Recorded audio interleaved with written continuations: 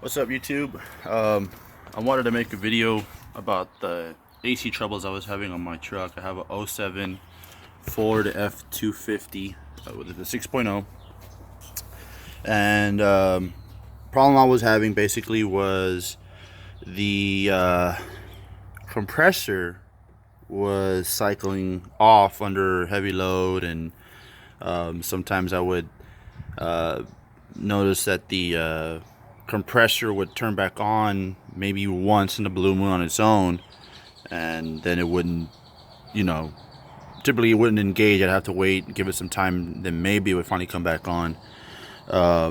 Also noticed the jumping the low pressure sensor would make a difference, even though I went ahead and bought a new one. It was only about $12. So far, what I had already done before I figured out the problem, I'll tell you what the problem was, but I put a new accumulator in.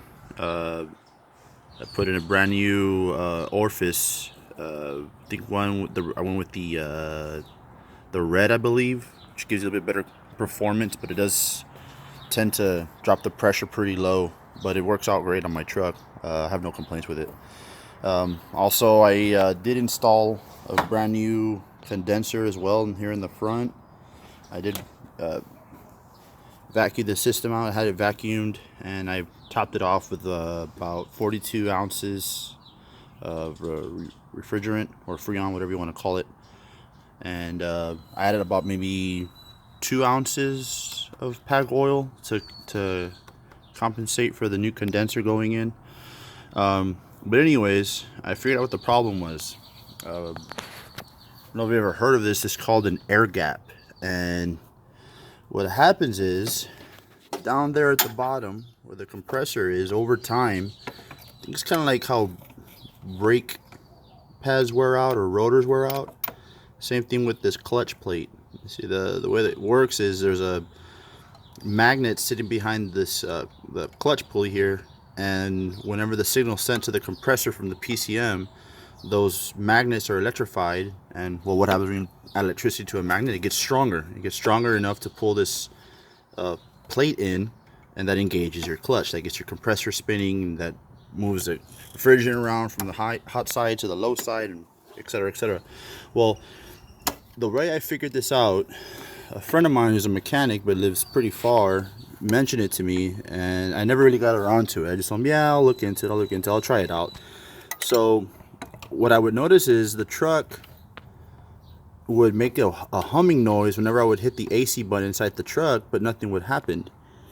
So I got this here. It's just basically 2 long extensions.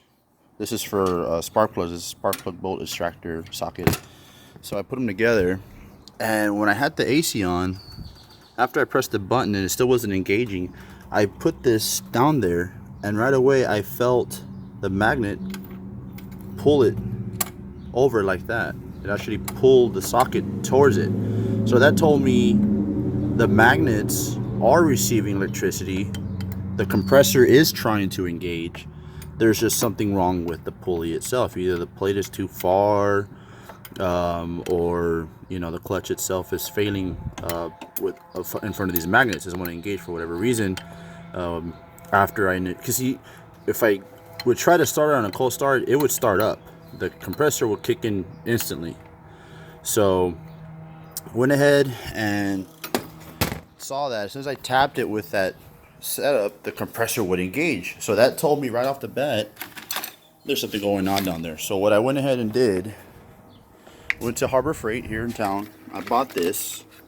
It is a Pittsburg adjustable pin wrench, item 36554. And what it is, basically, it has these pins that you can fit into that wheel, that clutch plate, whatever you want to call it. And there's about 5 holes going around it. If you try to take that nut off in the middle, it's just in a spin unless you hold it in place. It's like basically a one piece that moves together. So what you do is you lock the wheel in place and apply negative force with the ratchet, and you take it off. That's an 8mm, by the way, 8mm bolt that's on there. So I took out the clutch, wheel, plate, whatever you want to call it, and inside was one washer. That one washer I had to take it out with a pick. It was so far in there.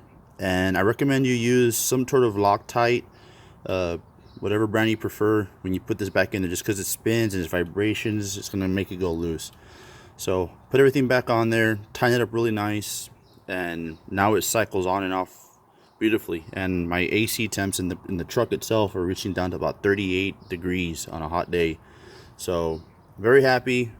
This truck just continues to impress me, and very happy with it. I did do a few mods already to it, upgrades, nothing fancy, just, you know, the basics. EGR delete, brand new oil cooler, ran the straight pipe off the turbo all the way out to the back, and yeah, I'm very happy with her. So hopefully if anyone's having problems with their AC, similar to mine, I hope this helps and gets you going back on the road with a nice cold AC. I know it's going to be summertime right around the corner here in South Texas. It's going to be easily in the hundreds, so it's going to be very important. And then with this leather interior, oh man.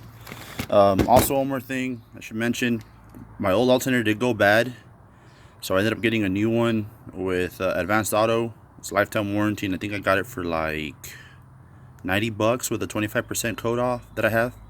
I guess I can post that code in my description here. You can use that code to get 25% off on your parts. Not endorsed by Advanced Auto or anything like that. I'm just, you know, trying to spread the wealth. Hopefully they don't kill the code because I shared it. But anyways, it's important to have a good alternator, because if you do not have enough voltage to shoot down to those magnets for your compressor, it will not engage no matter what you do. Even what I just showed you, it just won't have the power, and you'll have all kinds of problems after that. But just make sure you also have good batteries. Just take care of your electrical system, and it'll take care of you. Okay? Alright guys, have a great day.